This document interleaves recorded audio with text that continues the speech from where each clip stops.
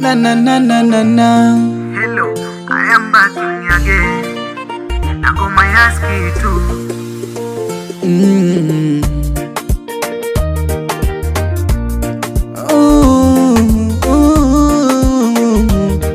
Okay, let's go.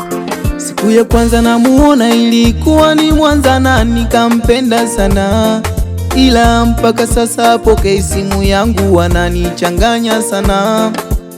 Nifanye nini ili atambue kwamba nampenda sana?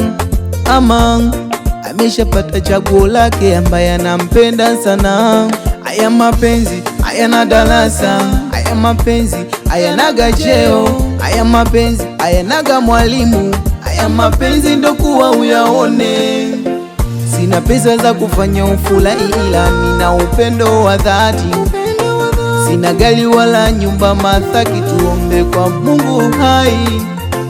Niambie ukweli kama umewahiwa, nisipate ugonjwa wa moyo, ila sijendanganya mi mtoto wa mkiwa wakaniona poyoyo. Mie nakupenda skitu, ninakupenda skitu, ujue nakupenda skitu, basi sema na moyo wako skitu.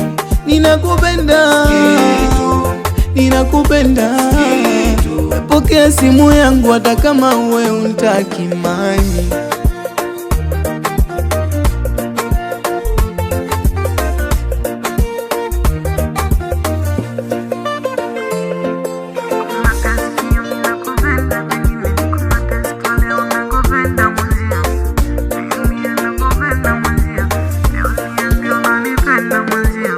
Ushatongozwa na wanaume wengi, mmoja wao ni mimi, kwenye magari, majumba na lenji, na ukasema uwapendi.